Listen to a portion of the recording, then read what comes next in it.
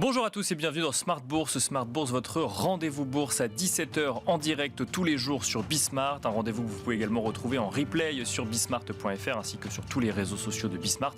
Et bien sûr, vous pouvez nous écouter en podcast sur toutes les plateformes de podcast. Au sommaire de cette édition, le fonds d'investissement L. Catterton lance une OPA amicale sur TODS à la bourse de Milan. Le fonds qui est associé à LVMH et à Bernard Arnault espère ainsi obtenir 36% du capital de l'entreprise, tandis que l'entreprise Della Valle, actionnaire majoritaire de TODS, qui avait d'ailleurs déjà tenté de retirer l'entreprise de la cote en octobre 2022, conserverait de son côté 54% du capital. LVMH conserverait de son côté en direct 10% de TODS. À noter que l'entreprise Della Valle a annoncé également avoir donné son accord à L. Catterton pour une telle OPA amicale, une actualité qui nous donnera l'occasion de commenter en plateau la santé des entreprises dans le secteur du luxe à la lumière de leurs résultats fin 2023. Une saison des résultats qui, dans sa globalité, montre d'ailleurs une grande résistance de l'économie et des entreprises américaines, là où les entreprises européennes montrent plus de difficultés. Nous commenterons donc cette saison des résultats en détail avec nos experts dans un instant et nous tenterons de comprendre si derrière les performances toujours plus solides des grandes entreprises de la tech américaine, la tendance est la même dans tous les secteurs. Alors que le S&P 500 a dépassé les 5000 points vendredi, 50% des entreprises qui le composent ont déjà publié leurs résultats. Sur ces 50%, plus de 80% d'entre elles ont annoncé des résultats supérieurs aux attentes. De quoi alimenter le scénario d'un soft landing. Nous répondrons à cette question dans un instant également. Et puis nous reviendrons dans le dernier quart d'heure de Smart Bourse, dans le quart d'heure thématique, sur la campagne électorale aux États-Unis, alors que semble se profiler un duel entre Joe Biden et Donald Trump depuis ces derniers jours. Mais entre les questions autour de l'âge de Joe Biden et les déclarations de Donald Trump sur l'OTAN, la campagne électorale américaine semble partie pour prendre une tournure particulière. Nous ferons le point avec Pierre-Yves Dugas, correspondant américain de Smart Bourse, donc dans la dernière partie de l'émission. Et on se retrouve tout de suite sur le plateau de Smart Bourse.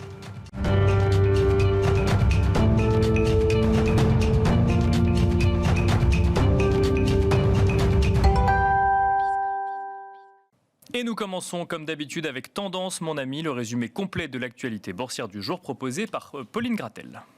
La semaine commence calmement pour la Bourse de Paris qui s'inscrit en hausse aujourd'hui. La plupart des autres bourses européennes sont aussi dans le vert dans l'attente des chiffres de l'inflation américaine pour janvier qui seront publiés demain. Aujourd'hui, la plupart des marchés asiatiques sont fermés jusqu'à la fin de la semaine en raison des célébrations du Nouvel An lunaire. La bourse de Tokyo est l'une des rares à être restée ouverte et est à l'équilibre en ce début de semaine. Après son introduction en bourse en 2021, Believe annonce qu'un consortium va monter à son capital, composé de son PDG et de fonds EQT et TCV, pour en acquérir 72%. Au deuxième semestre, une offre d'OPA, une opération publique d'achat, sera déposée à l'AMF au prix de 15 € par action. Believe profite aussi de ces annonces pour maintenir ses objectifs de 2023. Publicis annonce la mise en place d'un programme important sur l'achat de 2 millions d'actions, environ 0,8% de son capital social. Cela a été confié à un PSI, un prestataire de services d'investissement. Le programme a démarré vendredi pour se terminer au plus tard fin mai. Les investisseurs saluent cette annonce et le titre de Publicis est en légère hausse aujourd'hui. Acheterlouer.fr publie un chiffre d'affaires en déclin de 38% par rapport à 2022 à 2,3 millions d'euros. Une perte de chiffre d'affaires due en partie à la crise immobilière qui pénalise les transactions depuis de nombreuses semaines. Les investisseurs se montrent déçus de cette publication. Autre actu du côté des valeurs, à Milan, TODS bondit de plus de 18% après une offre publique d'achat de L. Catterton qui vise l'acquisition de 36% du capital pour 512 millions d'euros. Cette annonce est saluée par les marchés et entraîne dans son sillage le groupe LVMH qui est en hausse, la famille Arnault et LVMH étant actionnaires de L. Catterton. Demain, les investisseurs arbitreront les résultats de Michelin publiés après la clôture. Côté macro, ils prendront connaissance de l'inflation aux États-Unis et du taux de chômage français au 4e trimestre. Voilà donc Tendance, mon ami, le résumé complet de l'actualité boursière du jour proposé par Pauline Gratel.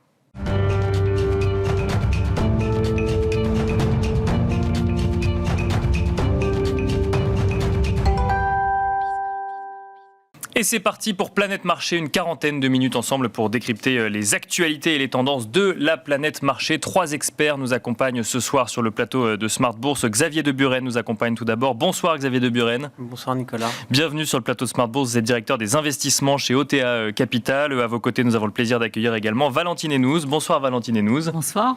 Vous êtes responsable stratégie Fixed Income chez Amundi Institute. Nous avons le plaisir d'accueillir également Xavier Patrolin. Bonsoir Xavier Patrolin. Bonsoir Nicolas.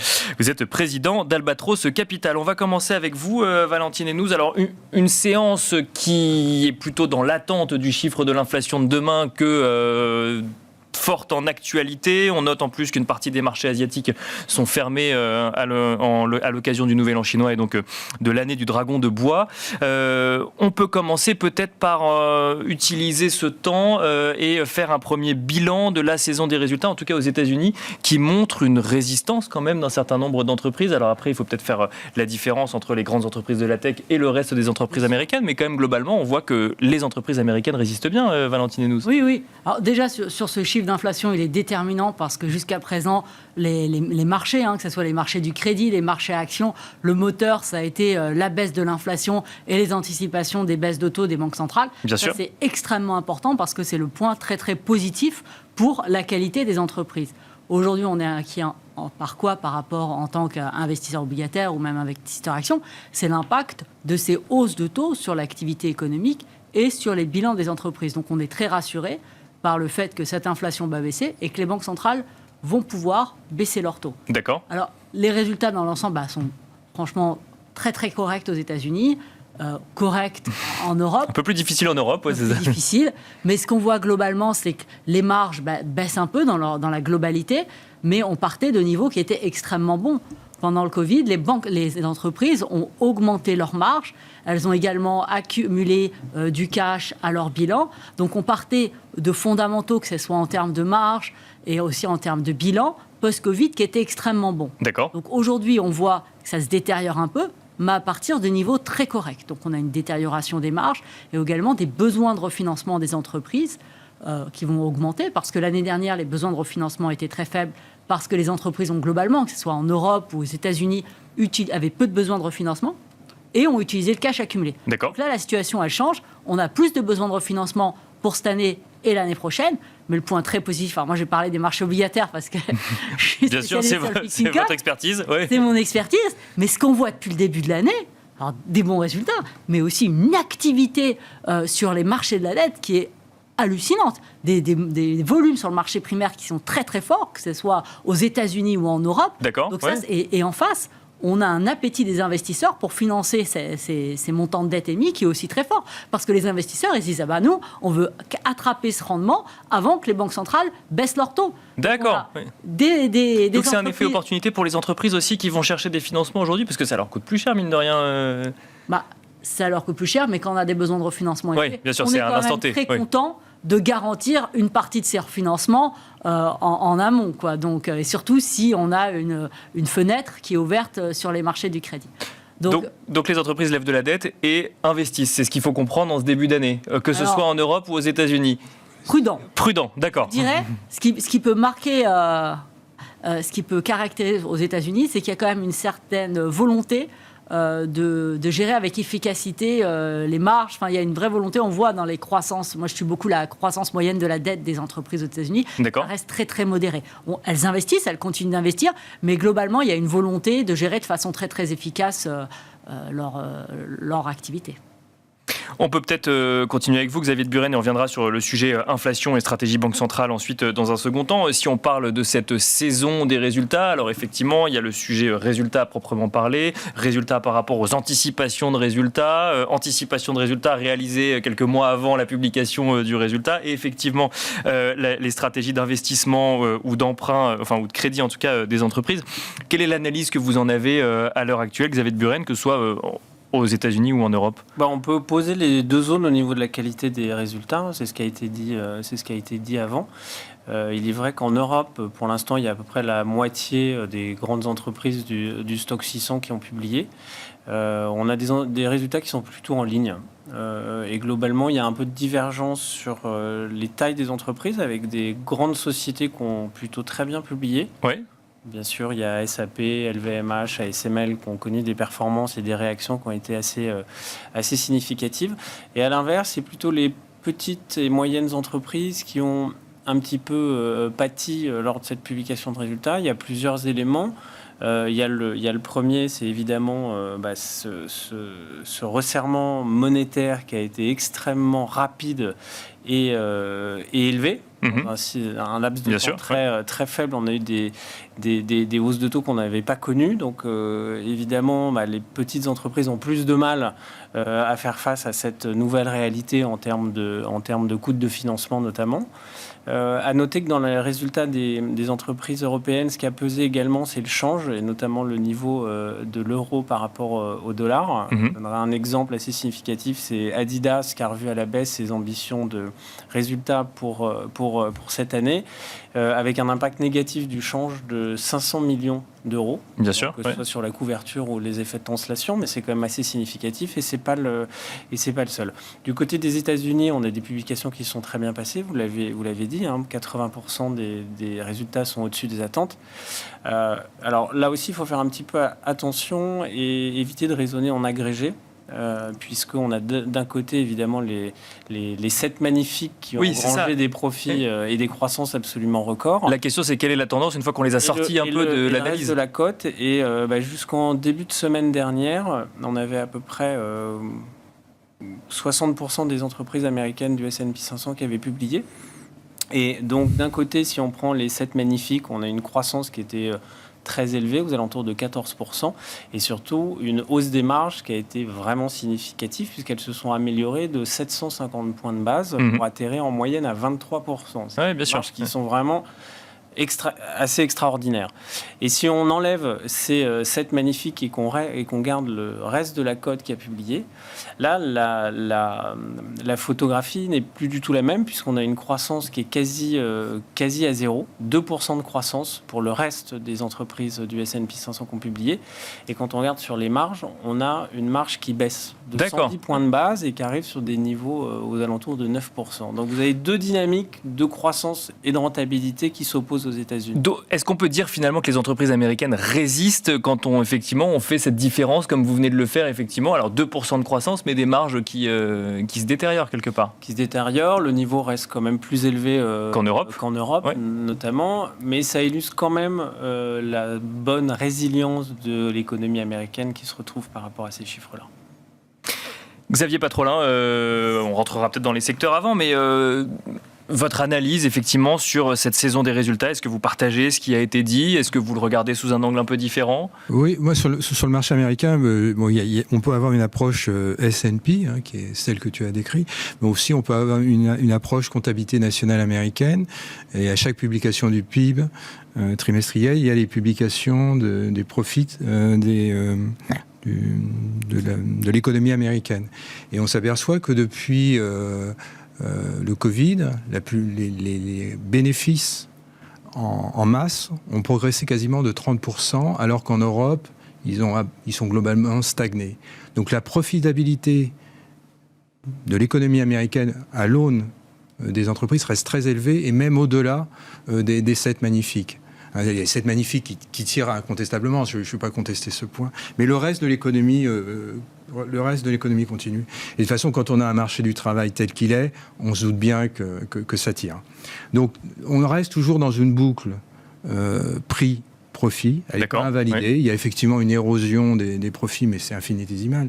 Si on prend pour que nos auditeurs aient une mesure de ce qui s'est passé post-Covid, on a des niveaux de rentabilité, de marge d'exploitation en consolidé. Alors, je vais parler du marché français, mais on pourrait le décliner sur d'autres marchés européens, qui sont globalement 30% supérieurs à ce qu'ils étaient pré-Covid. Ça veut dire qu'on avait des marges opérationnelles, on va dire sur le CAC 40, hors valeur financière, qui était aux alentours de 11%, et aujourd'hui on ressort à 14, un peu plus de 14, et ce 14 on le maintient depuis 2021, 2022, 2023, 2024, 2025, et il n'y a aucune révision sur 2025. Alors c'est à la marge, il y a des arbitrages. Alors bon, on a un indice CAC 40 qui est luxe, donc il est un peu inflaté par le secteur. Bien sûr. Ouais. Mais globalement, on a un très haut niveau de profitabilité.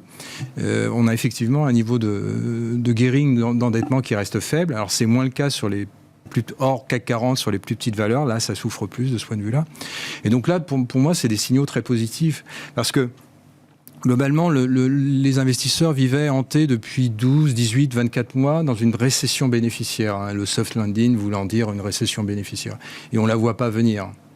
Qu'est-ce qu'on voit pas venir, la récession du coup? Oui, la récession bénéficiaire, ouais. Et on voit plutôt venir une stabilisation, voire un début, alors c'est trop tôt encore pour le dire, mais un début d'amélioration pour l'Europe, hein, je ne parle pas des États-Unis, pour l'Europe, tout simplement parce que la conjoncture macro a probablement connu son point bas sur fin 2023. Donc on voit, c'est encore tout pour le dire, mais on voit des débuts d'amélioration de révision des chiffres d'affaires. Sur les marges, ça se discute, mais sur les chiffres d'affaires, ça commence à réviser. Mais ce qui est intéressant, me semble-t-il, c'est ce qui s'est passé à la fin de l'année dernière du point de vue des marchés actions et des marchés obligataires. Au fond, les marchés actions et les marchés obligataires ont évolué de concert avec ce fameux panic buying sur les marchés obligataires. Mais d'une certaine façon, la translation de valorisation sur les marchés actions a été corrélée complètement, pour un. Mais les marchés actions n'ont pas changé leur prime de risque intrinsèque, la prime de risque equity. Ils ont modifié la prime de risque obligataire, mais ils n'ont pas touché la prime de risque equity. Et ce qu'on est en train de voir, me semble-t-il, c'est beaucoup trop tôt pour le dire, mais j'ai le sentiment que c'est en train de se passer, c'est que la prime de risque pure equity est en train d'évoluer. Donc il y a une espèce de décorrélation. On voit que les marchés obligataires se sont dégradés depuis le début de l'année et les marchés actions n'ont pas évolué de concert avec ce qui s'est passé sur l'obligataire, tout simplement parce que probablement chez beaucoup d'investisseurs, au-delà du panic buying sur la partie obligataire, qui était dû à un excès de position cash, il y a un début, alors c'est très embryonnaire, c'est lent, il y a toute une série de facteurs qui viennent contrer ce phénomène, mais on commence à regarder le placement action dans une logique de duration. Globalement, sur l'année 2023, tout le monde était court en duration, tout le monde était short, si j'ose dire, d'actifs longs et très court en duration avec un stress sur ce qu'allait faire la Fédérale Réserve, la BCE. Sûr, le 10 ans américain aurait pu aller à 5, au-delà de 5, 6, enfin bon, tout circulait. Et donc il y avait une réticence. Et d'un seul coup, il y a eu un énorme pivotement grégaire, comportemental, à la fin fin octobre, et qui s'est concentré sur 2 mois. Et on observe progressivement une translation, alors c'est très léger, mais qui commence à aller chercher sur des essais. Et l'annonce que j'ai entendue juste au début de ce jour, elle est très claire. On a une OPA, un retrait. C'était l'annonce. Hein. Oui, retrait de l'action. C'est Pauline, exactement. Voilà. Et Publicis qui annonce un share buyback. Moi, j'ai rarement vu des marchés sous-évalués quand des entreprises, enfin surévalués, pardon, quand des entreprises annoncent des programmes de rachat d'actions. Et on voit ça aux États-Unis comme en Europe. Donc ça veut dire que non seulement les taux ne sont pas si hauts que ça, les boîtes qui ont du cash font du share buyback, mais que certaines boîtes s'endettent pour racheter leurs actions. Bien sûr. Ouais. Et voilà, ça c'est plutôt un message qui est plutôt positif. Valentine Hénouz, sur les marchés obligataires peut-être, ou en réaction à ce que nous dit Xavier Patrolin. Oui. Je partage ce point de vue. On est rentré aujourd'hui dans un cercle vertueux avec cette inflation qui baisse et les investisseurs, même si on anticipe un peu moins de baisse de taux que ce qu'on avait l'année dernière, on est toujours dans cette dynamique où la trajectoire de l'inflation ne remet pas en cause les baisses de taux. Et ça, pour moi, c'est le point le plus important. D'accord. C'est pour ça que ce chiffre de main est vraiment clé pour nous. Primordial. Que ce soit sur les actions ou sur les taux. Il ne faut pas que la trajectoire de l'inflation remette en cause ces baisses de taux. D'accord. Ces baisses de taux, c'est vraiment je dirais, le démarrage d'un cercle vertueux où il y a les coûts de financement, certes, ils restent toujours très élevés par rapport à ce qu'on avait avant le Covid, mais ils sont quand même moins élevés que ce qu'on avait par rapport à l'année dernière, et surtout, on retrouve un appétit pour le risque. Alors, justement, des baisses de taux qui étaient anticipées en mars, qui à l'heure actuelle sont plutôt anticipées aux alentours de mai-juin, si je ne dis pas de bêtises, par le marché, un chiffre de l'inflation révisé vendredi, où il n'y a pas eu tellement de nouvelles par rapport à ce qui avait été anticipé avant, donc qui vient valider plus ou moins la trajectoire, la stratégie de la Fed à l'heure actuelle. Qu'est-ce qui pourrait venir invalider demain une stratégie de la Fed telle qu'elle est actuellement? Nous, on s'attend à ce que l'inflation américaine continue de baisser. Néanmoins, qu'est-ce qu'on voit sur les derniers chiffres économiques et qui nous ont quand même surpris? C'est une réaccélération sur le marché du travail en termes de création d'emplois. Et des hausses de salaire qui réaccélèrent. Bien sûr. Un indice ISM sur les services qui resurprend à la hausse. Alors, ce n'est pas notre scénario. Nous, on est sur une économie qui ralentit et on est sur une inflation qui baisse. Mais on peut quand même s'interroger sur ce risque aujourd'hui de voir une réaccélération sur l'économie américaine, qui serait quand même surprenante. Mais cet assouplissement sur les conditions de financement, ce soutien budgétaire, cette dynamique de la productivité et des investissements qui est Bien là, sûr, ouais. est-ce que ça ne va pas réaccélérer? Donc ça, c'est une question qu'il est quand même légitime de se poser, même si ce n'est pas aujourd'hui notre scénario. Et ça changerait, et ce n'est pas aujourd'hui un scénario qui est vraiment dans le marché. D'accord. Et ça... Ce serait le scénario du pire quelque part, mais qui serait finalement un très bon scénario économique. Non, mais c'est pas le scénario du pire. Enfin, après, ça dépend comment on est positionné sur les marchés. Oui, bien sûr. Mais non, ça serait un scénario où il y aurait une croissance qui serait bien plus résiliente et avec une inflation qui mettrait plus de temps à revenir à 2%. Et donc, que le marché aujourd'hui l'anticipe. Parce que le marché aujourd'hui l'anticipe une inflation qui revient à 2% globalement fin de l'année. Ouais, c'est pas possible. Et donc ce serait un assouplissement monétaire qui serait décalé dans le temps, c'est ça ce qui... Exactement. Ce que dit Valentine est essentiel, l'observation sur le marché du travail est essentielle. C'est ce que je t'ai mis dans le tunnel que je t'ai envoyé. Avant de venir, oui, bien sûr. Je fais juste cette observation. Il y a une façon de mesurer l'offre et la demande sur le marché du travail américain. Avant le Covid, c'est-à-dire en décembre 2019, un chômeur rencontrait, c'est un pur rapport, rencontrait 1,2 offres d'emploi. Sur les 20, 25, 30 dernières années, c'était un chômeur rencontrait une demi-offre d'emploi. Donc déjà, il se passe quelque chose. Bien sûr. Ouais. Bon. En octobre, on était à 1,3. Ou pas loin d'1,3. Donc, Jérôme Powell a commencé à parler que le marché du travail se dirigeait vers les conditions qui prévalaient pré-Covid. Bien sûr. Et le dernier chiffre, quand on refait les calculs sur janvier, on est à 1,47, 1,5. Donc ça veut dire que ça se redégrade à nouveau, au bénéfice des chômeurs. Mais du point de vue de la Fédérale Réserve, ça veut dire qu'on est à nouveau Bien sûr. dans un marché du travail qui devient plus pénurique.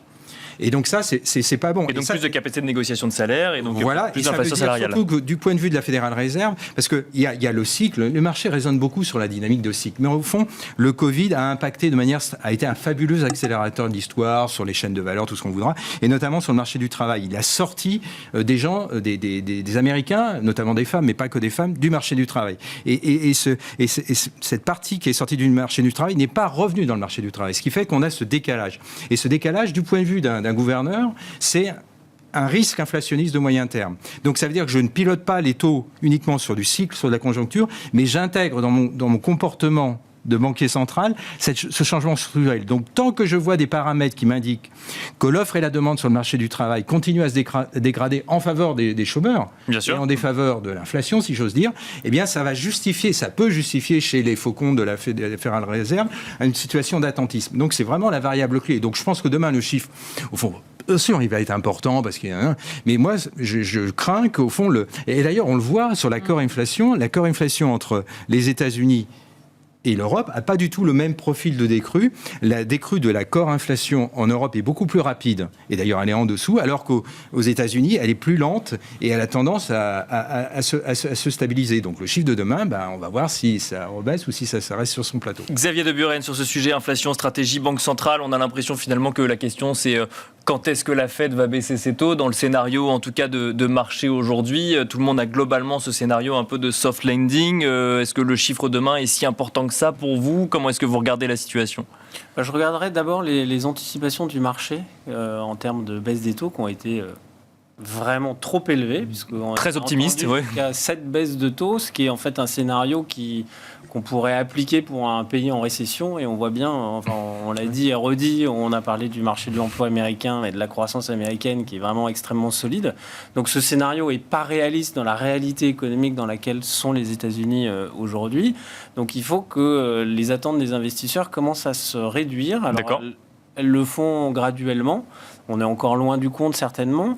Maintenant, je pense que ce soit en mars, en mai ou en juin, le resserrement monétaire a été tellement rapide, tellement fort, qu'aujourd'hui, c'est l'inversion qui est importante. Le discours, et d'ailleurs les marchés obligataires et actions ont connu ce très très fort rallye sur les 2 derniers mois de l'année, parce qu'il y a eu un changement de ton de la part de la Banque centrale américaine, et l'enjeu, il est là.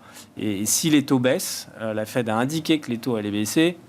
si on prend 3 mois de retard, etc., c'est enclencher un cycle. D'accord. Ça, c'est extrêmement important pour les investisseurs. Si je caricature, c'est que 3 mois de plus ou de moins à un niveau élevé avant une première baisse de taux, ça ne change pas radicalement une stratégie sur des marchés actions. Les marchés anticipent, il peut y avoir un peu de volatilité, ou en disant effectivement, on en attend peut-être trop et trop rapidement. Ça doit se réajuster, ça mettra un petit peu de volatilité dans le marché, mais on voit bien que toutes les baisses aujourd'hui sur les marchés ne durent pas très longtemps et sont rachetées. D'accord. Et on a dit, l'environnement, il y a un cercle vertueux qui est là, qui est mis en place avec pas trop de croissance et quand même un peu, avec un peu d'inflation, mais des taux réels qui sont désormais positifs. Enfin, tout ça, c'est quand même favorable. Et il ne faut pas oublier qu'une baisse de l'inflation, c'est autant de pouvoir d'achat qui est rendu aux consommateurs. Bien sûr, oui. Et donc une consommation qui continue de très bien tenir aux États-Unis, qui se stabilise et voire qui s'améliore un petit peu en Europe. Voilà, tout ça, c'est des éléments qui, globalement, sont très favorables pour la poursuite de la hausse des marchés. Justement, sur le sujet européen, alors si je vous écoute, effectivement, l'Europe est à la traîne par rapport aux États-Unis, mais la situation n'est pas catastrophique non plus. Est-ce qu'il faut s'attendre à avoir une BCE qui agisse avant la Fed cette année, justement pour soutenir une croissance économique européenne, ou on resterait dans le scénario où c'est la Fed qui, la première, commencerait son assouplissement monétaire? Notre scénario est celui qui s'est toujours déroulé historiquement. C'est que la Fed ouvre le bal et la BCE devrait suivre. Là, encore une fois, c'est une question de timing. À 3 mois près, je ne suis pas sûr que la BCE fasse ce premier acte avant la Fed. Donc, il n'y a pas de nécessité aujourd'hui de faire ce premier acte pour la BCE?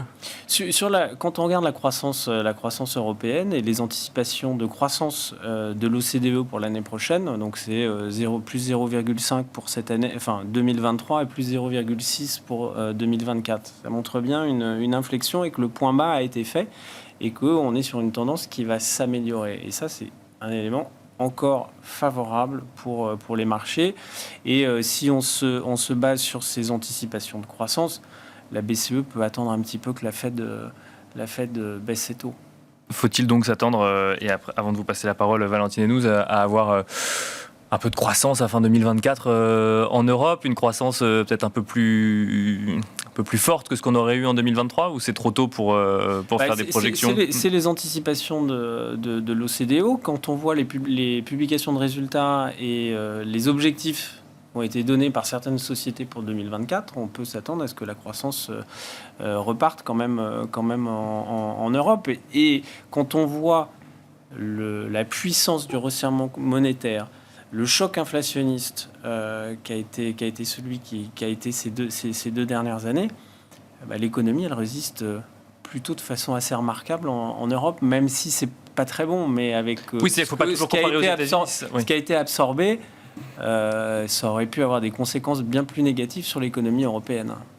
Oui, donc il ne faut pas systématiquement comparer avec les États-Unis, mais quand on regarde l'Europe dans l'absolu, c'est pas si dramatique que ça, c'est ça qu'il faut comprendre.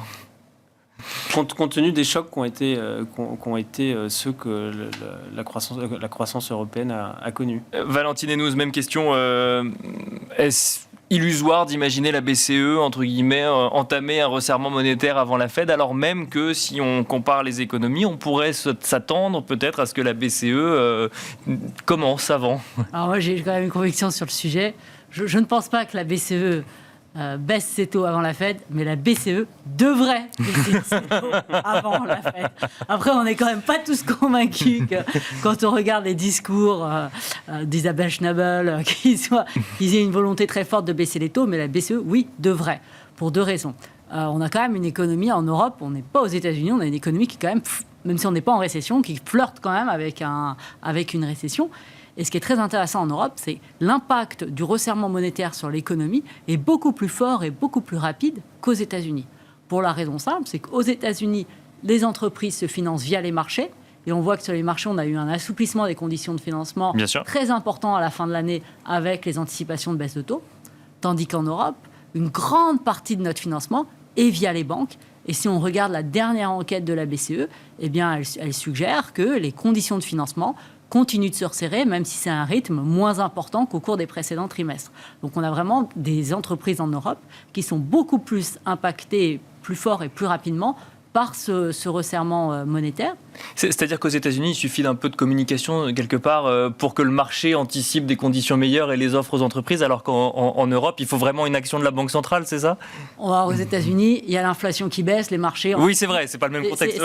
Il faut quand même qu'il y ait une inflation qui baisse et que les investisseurs savent que les banques centrales dépendent des données, donc les conditions de financement réagissent très vite par rapport aux données. Tandis qu'en Europe, il y a les banques et on voit que les banques elles durcissent les conditions de financement parce qu'elles sont inquiètes sur les dynamiques économique, sur le risque de hausse des taux de défaut, etc.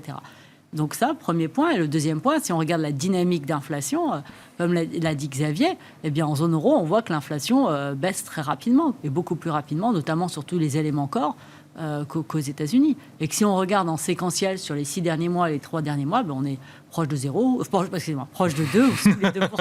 Proche de l'objectif. On est proche de l'objectif, on est à l'objectif. Ouais.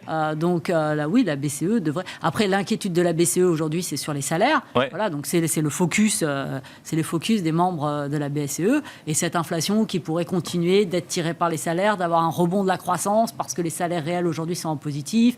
Il y a des gains de pouvoir d'achat, et que ça pourrait donner une dynamique à l'économie européenne. Sauf que l'économie européenne, moi, j'ai du mal à l'avoir redémarrée s'il n'y a pas de baisse de taux.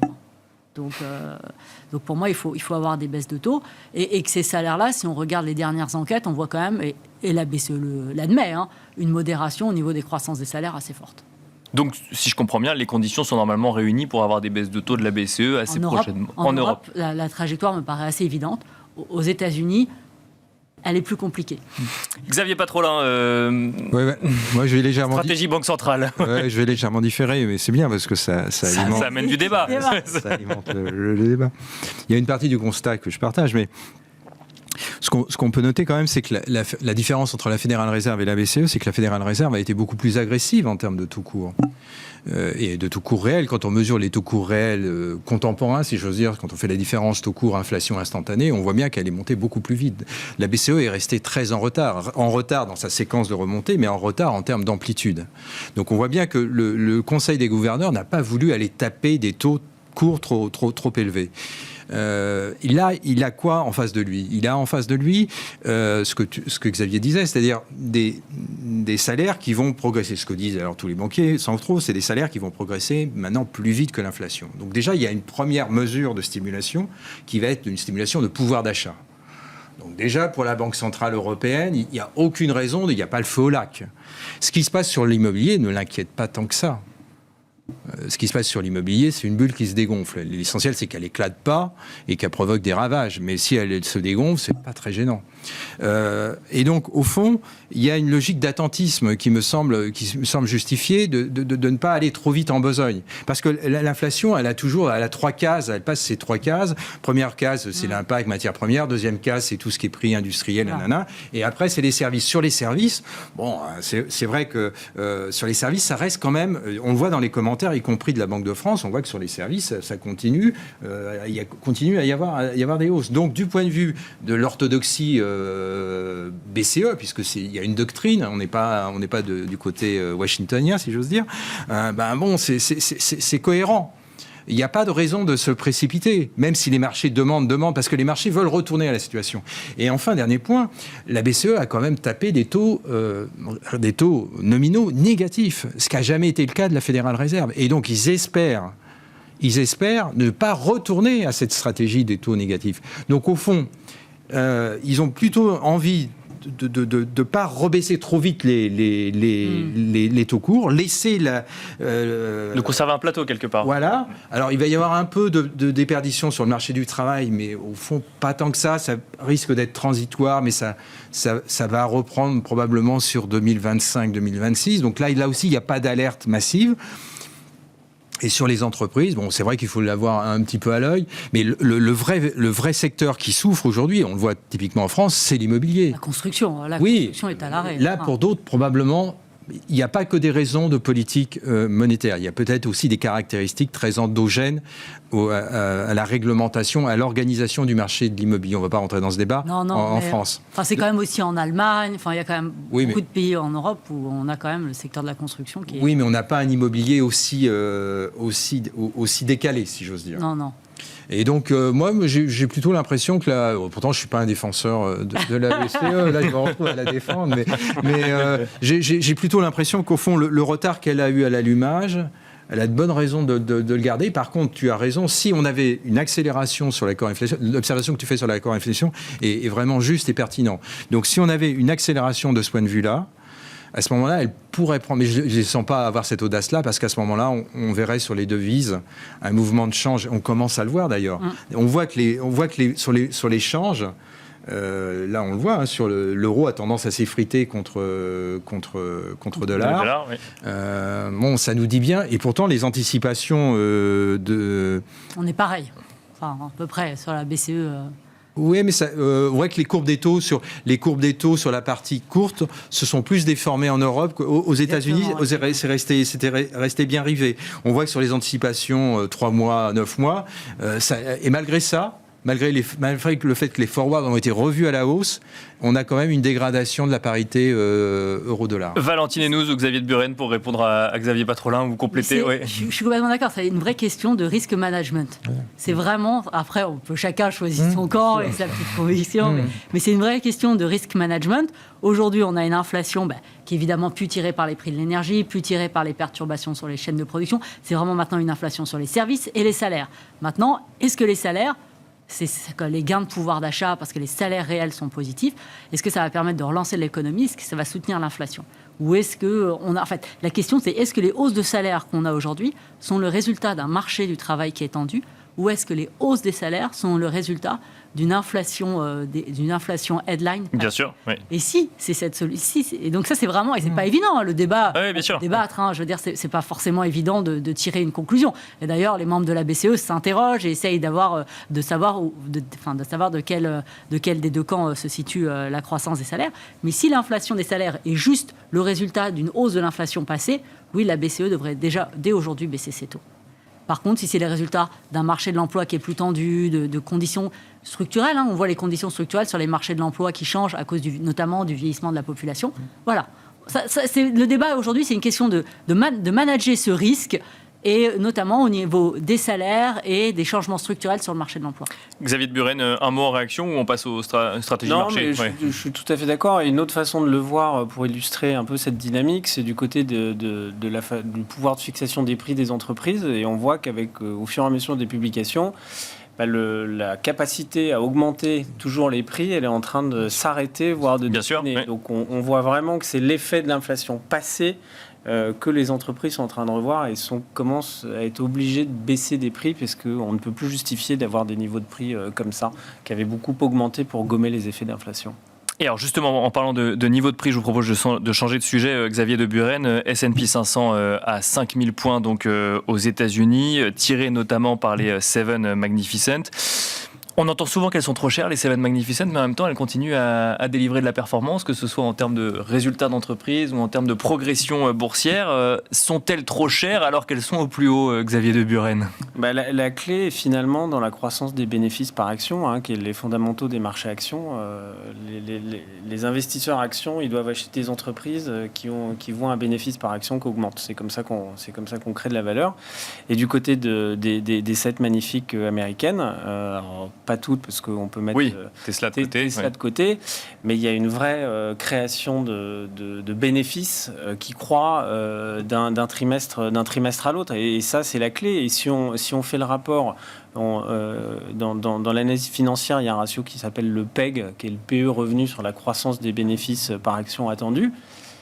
C'est pas très cher. Compte tenu de la dynamique de croissance, on a des PE qui sont élevés, mais si vous avez vos bénéfices par action qui ont des croissances de 50-60%, finalement, quand vous avez un PE qui est de 60 fois, votre PEG est de 1, et ça veut dire que vous n'êtes pas très cher compte tenu de la croissance que vous avez. Donc c'est une autre façon de le voir et de se dire, finalement, quand on a cette dynamique de croissance qui continue à être ce qu'elle est, c'est pas très cher. Ce qu'il faut, c'est qu'aujourd'hui, il y en a sans doute qui sont valorisés à la perfection. D'accord. Et que si on voit finalement des croissances de bénéfices par action qui ne se passent pas comme ce que le marché anticipe, c'est là où ça pourra décevoir. Et Tesla en est le meilleur exemple. C'est-à-dire qu'il y avait des anticipations sur une croissance solide et soutenue qui allait continuer trimestre après trimestre. Eh bien, on voit que les difficultés que Tesla a pour tenir ses objectifs, qui s'est lancé dans une guerre des prix, etc., on ne justifie plus des niveaux de valorisation qu'on pouvait avoir avant.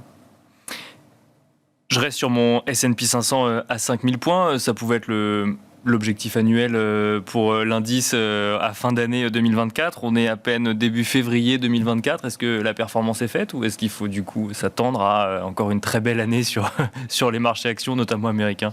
C'est très difficile à dire parce qu'encore une fois, on a dit le cercle vertueux est en place. Donc là où on va faire de la performance, ça va être sur la sélectivité. Sur le stock picking, donc sur le choix des valeurs. Et donc, il va falloir jongler entre des valorisations élevées ou d'autres sociétés qui sont sans doute un peu en retard, qui sont sur des niveaux de valorisation qui sont très attractifs compte tenu de leurs fondamentaux.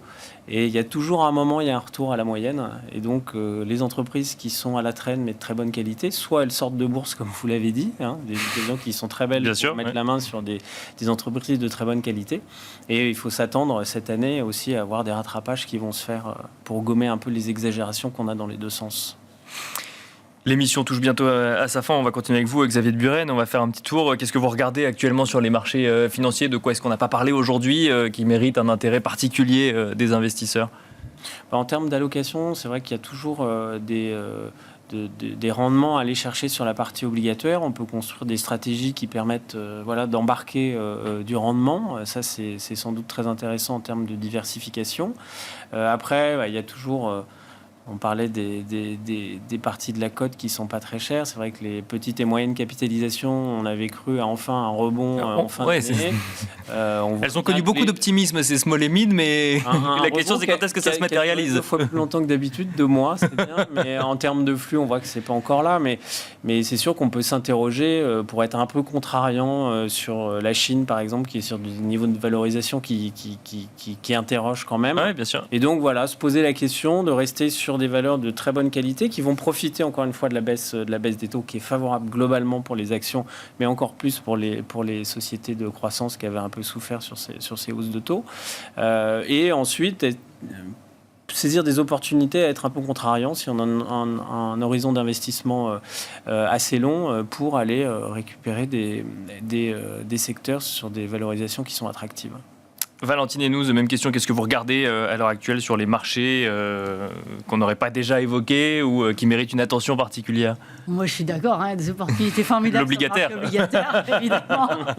Après des années où on a parlé de la recherche de rendement désespérée, on a dit il est là, et là, il faut quand même en profiter. Et on voit que c'est un avis qui est assez consensuel quand on regarde les flux aujourd'hui qui se dirigent sur la classe d'actifs du crédit, que ce soit l'investment grade, les noms bien notés, mais aussi les noms plus risqués comme les noms du high yield. Il y a énormément de flux. Donc, si on regarde en termes de spread, c'est vrai que c'est un peu cher, mais si on regarde en termes de rendement, eh bien, ces noms restent attractifs et ils vont être portés par les facteurs techniques et les fondamentaux. Même s'ils se détériorent, comme on a expliqué au début de l'émission, mais à partir de niveaux qui sont solides.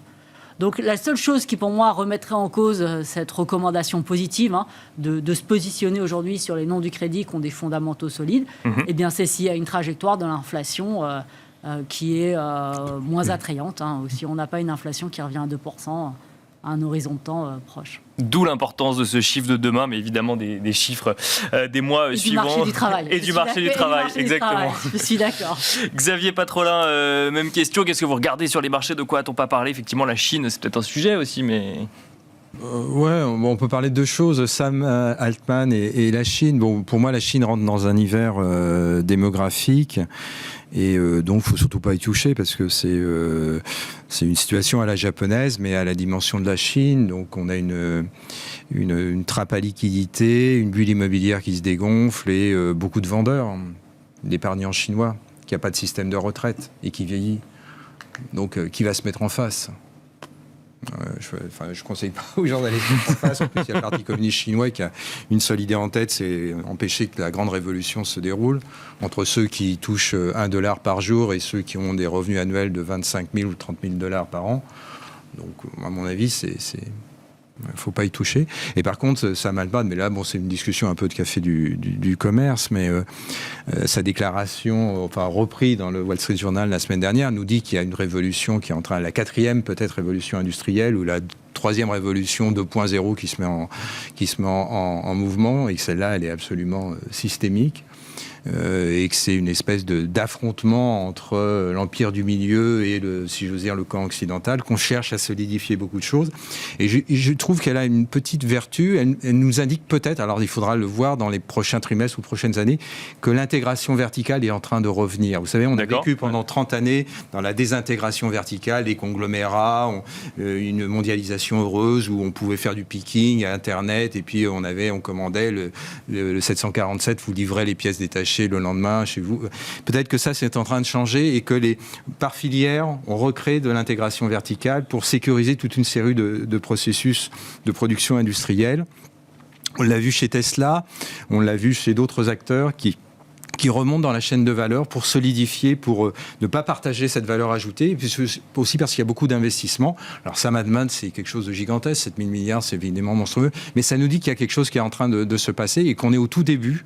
Donc après, d'un nouveau secteur en lien avec l'intelligence artificielle. Ah oui, mais c'est pas un nouveau secteur, ça va redessiner l'économie mondiale, puisque si je comprends bien l'article du Wall Street Journal, c'est pas uniquement les semi-conducteurs, c'est l'énergie, c'est le cloud, c'est toute la chaîne, et on voit qu'il faut mettre tout ça ensemble, et donc c'est un vrai défi intéressant. Après, en stratégie d'investissement, j'ai évidemment pas la réponse, mais en tout cas, il faut y réfléchir, et le thème de l'intégration verticale, il faut le regarder de très près, parce que je pense que ça va redessiner des rentabilités dans toute une série de secteurs et des sociétés qui ne sont pas assez intégrées verticalement, et c'est typiquement le cas des petites et moyennes valeurs qui par construction ne sont jamais intégrées verticalement, pourraient connaître pour certaines d'entre elles des difficultés à l'avenir.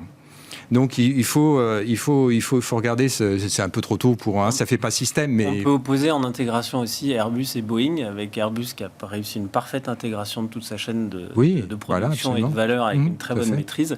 Et on voit les déboires techniques et technologiques de Boeing qui montrent les limites d'une mauvaise intégration. Oui, c'est un autre bon exemple. On finira là-dessus, mesdames, messieurs. Xavier de Buren, directeur des investissements chez OTA Capital. Valentine Hénouz, responsable stratégie Fixed Income chez Amundi Institute.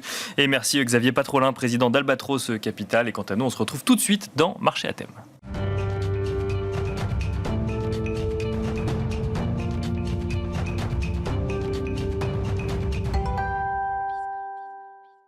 Et nous enchaînons avec le dernier quart d'heure de Smart Bourse, un quart d'heure thématique qui, comme tous les lundis, est un quart d'heure américain, avec Pierre-Yves Dugas, correspondant donc américain de Smart Bourse, qui revient sur la campagne électorale qui se dessine aux États-Unis, avec un duel qui semble se former, un duel Joe Biden-Donald Trump. Alors, on est probablement au début de ce qui va être la plus longue campagne présidentielle de l'histoire de l'Amérique, puisqu'on pense que maintenant Donald Trump aura l'investiture républicaine. On ne voit pas très bien comment Nikki Haley pourrait décrocher cette investiture. Il y a toujours des possibilités pour que, bien sûr, compte tenu des multiples problèmes judiciaires qui frappent Donald Trump, qu'on ait un chambardement. Mais Donald Trump sera candidat et Joe Biden n'a pas d'adversaire. Donc, vraisemblablement, c'est ce duel auquel nous allons assister, un duel que les Américains ne souhaitent pas. Et on a vu au cours des derniers jours ce que j'appellerais une espèce de sortie de rail assez stupéfiante du point de vue médiatique, qui oblige une presse américaine qui est largement acquise à Joe Biden à parler d'un sujet qui, jusqu'à présent, n'était pas un sujet que la presse démocrate souhaitait mettre en avant, à savoir celui du vieillissement inquiétant et des difficultés d'expression, des difficultés de rapport avec la réalité que semble présenter et que présente, il faut le dire, Joe Biden, qui est un monsieur de 81 ans, qui, à l'occasion de la publication d'un rapport qui écartait la possibilité qu'il soit poursuivi pour l'utilisation de documents ultra-secrets qu'il avait gardés chez lui, à l'occasion de ce rapport qui écarte ses poursuites, a a, disons-le, piqué une colère en direct au cours d'une conférence de presse dans laquelle il a insisté pour dire « mais non, je n'ai aucun problème de mémoire ». La conclusion du procureur spécial selon laquelle on ne doit pas mettre en cause ma bonne foi parce que je suis un vieux monsieur qui ne sait plus très bien où il en est et qu'aucun jury ne va me condamner, voilà qui est diffamatoire, qui ne correspond pas à la réalité.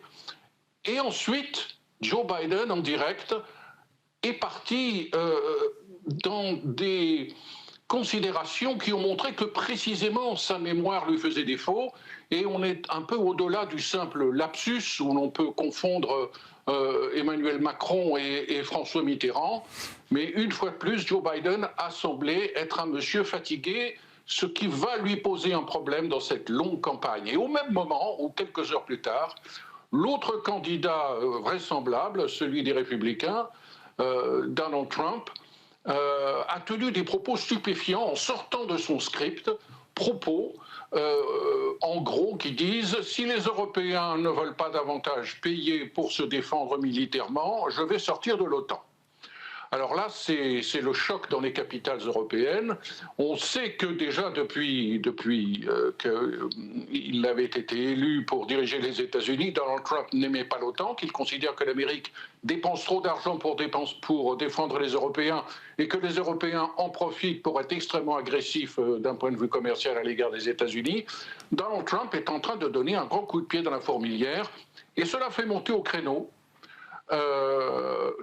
les éléments du Parti républicain qui pourraient s'accorder de Donald Trump, mais qui n'aiment pas Donald Trump fondamentalement, parce que ce sont encore des républicains, je dirais, internationalistes dans la tradition, disons, de Ronald Reagan, le sénateur Rubio de Floride, le sénateur Graham de Caroline du Sud, le Wall Street Journal, qui dans un éditorial ce matin est extrêmement critique, encore plus que d'ordinaire, des propos tenus par Donald Trump visant à dire, écoutez, l'OTAN, on va s'en aller de l'OTAN parce que les Européens ne veulent pas payer. Alors la seule explication rationnelle que l'on pourrait trouver à cette sortie spectaculaire de Donald Trump sur l'OTAN serait de dire c'est un moyen, comme il l'a fait à l'égard de la Chine en matière commerciale, de placer très très haut la barre, de faire peur aux Européens dès maintenant pour être en position de force en vue de négocier, dans l'hypothèse où il était élu le 5 novembre, de négocier une redistribution de la manière dont on finance les dépenses militaires en Europe. En conclusion de ce premier chapitre, Pierre-Yves Dugas, on est face à un duel, vous nous l'avez dit, dont les Américains ne veulent pas, mais dont on a du mal à trouver un éventuel plan B aujourd'hui, si je comprends bien. Alors, je dirais, ces deux sorties de rail reposent le problème, qui est évident dans les sondages, du manque de popularité de ces deux candidats qui ont besoin l'un de l'autre en plus. C'est ça qui est extraordinaire. Joe Biden ne sera pas élu si Donald Trump n'est pas en face de lui. Et il est peu probable que Donald Trump puisse triompher si il avait en face de lui quelqu'un de plus jeune que Joe Biden. On ne voit pas du tout côté démocrate quel candidat pourrait remplacer Joe Biden. En revanche, on ne doit pas écarter la possibilité de l'arrivée d'un troisième candidat qui soit ni républicain ni démocrate, et que l'on ait une triangulaire. Nous en avons déjà parlé ici. Joe Manchin, qui est un démocrate centriste, plus que jamais est sur les starting blocks et pourrait, mais il faut qu'il le fasse vite, pourrait nous annoncer d'ici quelques semaines qu'il a l'intention d'avoir les comités nécessaires dans les 50 États américains pour se présenter comme troisième candidat. Généralement, ces scénarios-là ne sont pas favorables au troisième candidat, mais cette année, tout peut basculer parce que les deux candidats, entre guillemets, favoris, selon les électeurs qui votent dans les primaires, sont en fait des candidats qui, pour l'opinion générale, ne sont pas populaires. Nouveau sujet avec vous, Pierre-Yves Dugas, toujours aux États-Unis. De nouveaux cris d'alarme sur l'endettement des États-Unis émergent et vous dites ça ne semble pas inquiéter grand monde. Non, c'est ça qui est stupéfiant. C'est un petit peu comme en France, hein, d'ailleurs. Hein. Le surendettement, on aime en parler sur Bismart, dans quelques autres médias, mais dans les campagnes électorales, on n'en parle pas beaucoup. Le Congressional Budget Office, qui est le bureau du Congrès qui est chargé de faire de l'analyse économique et budgétaire sur les recettes et sur les dépenses, qui n'est pas un organisme partisan, qui n'a pas à obéir ni au Speaker de la Chambre, ni à la Maison-Blanche, bien entendu, fait, comme le veut la loi, publie régulièrement des estimations de l'endettement à court terme et des problèmes budgétaires que les États-Unis vont devoir résoudre.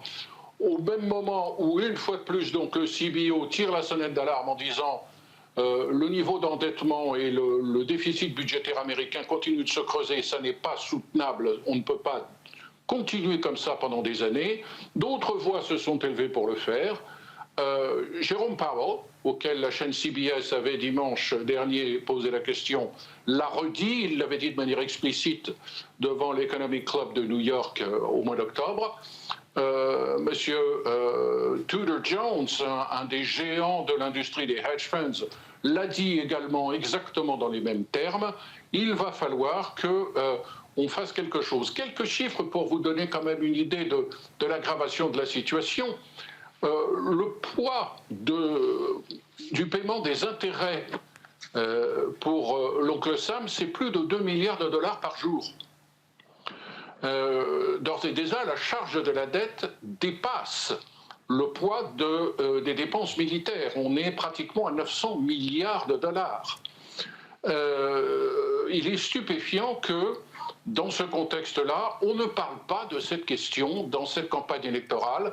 La réponse que donnent les Républicains est toujours la même depuis 25 ans, c'est de dire ben oui, il y a un déficit budgétaire, ça n'est pas bien, mais c'est parce que l'État fédéral dépense trop. Les démocrates disent c'est parce qu'on ne taxe pas assez les riches. En fait, ces deux explications pouvaient suffire à résoudre le problème il y a 25 ans, mais ça n'est plus possible aujourd'hui. Il va falloir non seulement réduire les dépenses, mais aussi augmenter les recettes. Et la division partisane à Washington est telle que ni les électeurs républicains, ni les électeurs démocrates ne sont prêts à entendre ce discours. Si je comprends bien, c'est pas cette année que l'on verra le sujet de l'endettement des États-Unis dans la campagne électorale, Pierre-Yves Dugas ?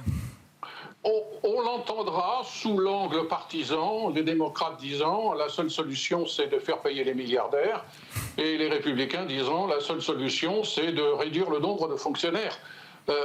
Si le déficit budgétaire se creuse, si l'endettement américain augmente à un rythme qui échappe à tout contrôle, c'est malheureusement parce que pratiquement 75% des dépenses fédérales échappent au contrôle du Congrès et elles interviennent dans la catégorie des dépenses dites automatiques, c'est-à-dire les budgets sociaux, la retraite, la santé, Social Security, Medicare, Medicaid, et le poids des intérêts. Si l'on supprime Washington, on ne résout pas le problème du déficit budgétaire américain. Et c'est pourtant le discours que tiennent les républicains et le discours des démocrates qui consiste à dire on va augmenter les impôts des riches. Comme par hasard, à chaque fois qu'on augmente les impôts des riches, on augmente mes impôts. Moi, je ne me savais pas riche. Voilà, c'était le quart d'heure américain dans Smart Bourse. Un quart d'heure donc avec Pierre-Yves Dugas, correspondant américain de Smart Bourse. Merci à tous de nous avoir suivis et on se retrouve demain à la même heure sur Bismart.